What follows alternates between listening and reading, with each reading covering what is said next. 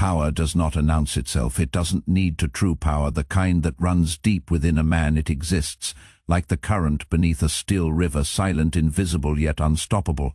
Think of a great tree in a storm. It does not sway with every gust of wind, because its roots go deep into the earth.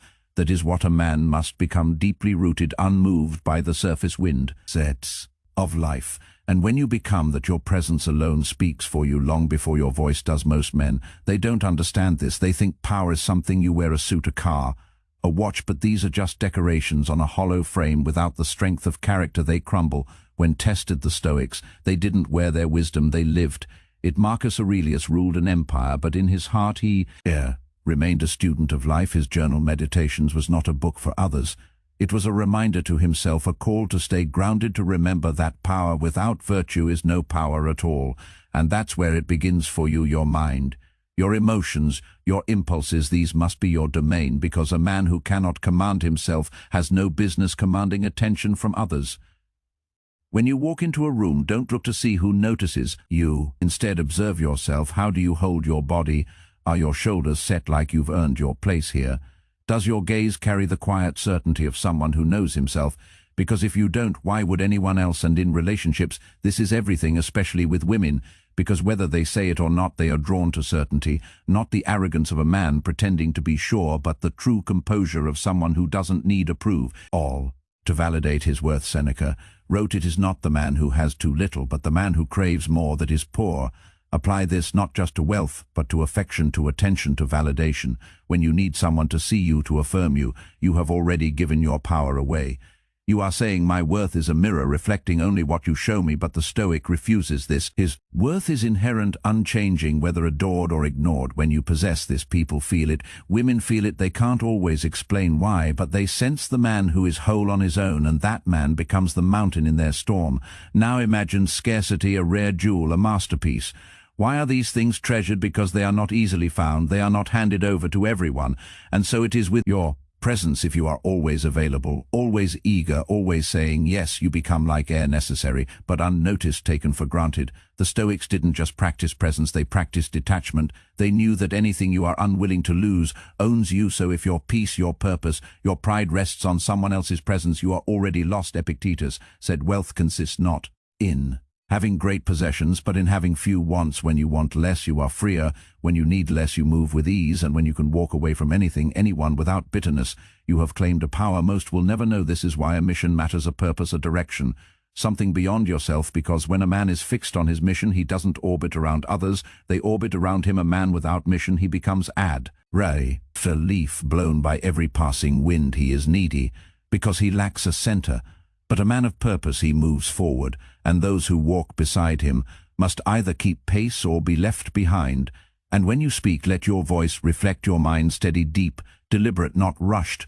Because when you rush, you betray anxiety, but when you speak with calm, even pauses command respect. You say to the world, "I decide when to speak and when to wait." A man's presence, before he utters a single word, should announce that he is not here to entertain, not here to seek approval, but simply here because he chooses to be. Your posture, your stride, your eye contact, these are all part of your language. Master them, and you will find that often you won't need to say much at all.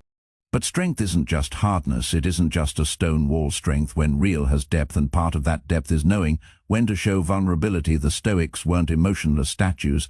They felt, they loved, they suffered, but they carried their emotions like a warrior carries his sword, with care, with control, never swinging wildly. When you reveal your emotions, do it with the gravity of someone who owns them, not someone who is enslaved by them. Your struggles, your pains, your scars, share them only when they serve a purpose, when they add weight to your presence. Not when you are seeking to be fixed, because the man who needs to be fixed is a burden, but the man who shares his story after he has conquered it, he is a beacon. Life, of course, will test you. People will test you. Women will test you, not out of malice, but because they need to know, are you solid or are you sand? They will challenge your opinions, question your worth, pull away to see if you chase, not because they want you to fail, but because they want to know, can you stand without needing to lean? The Stoic, he never reacts blindly. He doesn't argue to win favor. He doesn't chase what pulls away, because he knows what is meant to stay will stay without chains. If you fail these tests, if you chase, plead, explain, you reveal your weakness, you confess without words that your sense of self depends on their approval. And that is the quickest way to lose both their respect and your own. Remember, you are not here to pass tests for others. You are here to pass the tests life throws at you, and those tests, they are not just challenges. They are opportunities to reveal who you are. Rejection, too, is a test, and most fear it. They see it as a judgment, as a verdict on their value, but it is not. Rejection is a mirror showing you where you still seek external validation, where you still allow others to define your worth. Epictetus said, if you want to improve, be content to be thought foolish and stupid by those who don't understand. When you are rejected, smile, thank life for the clarity. Move on without bitterness, without hesitation, because the man who knows his path does not need every traveler to join him in mystery. Never forget mystery, because mystery is the companion of depth. A man who is fully known too soon becomes boring, predictable, flat. But a man who holds parts of himself back, not out of manipulation, but out of self-respect, he remains intriguing. He offers glimpses, never the full map, because he knows that discovery is a dance, not a dump of information, a book that reveals its final chapter in the opening pages.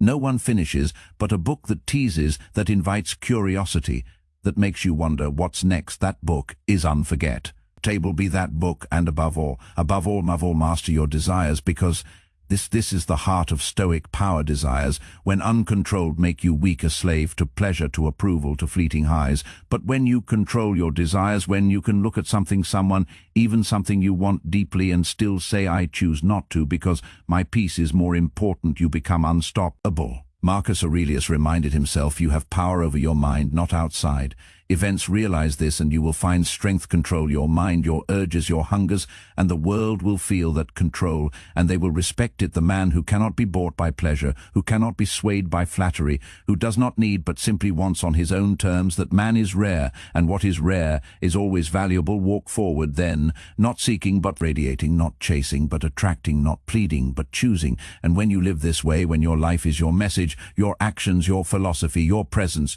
your philosophy, you will not need to speak of Stoicism. You will be Stoicism. Stay steady, stay sharp, stay unshakable, and the world, it will either rise to meet you or step aside, but you will keep moving forward.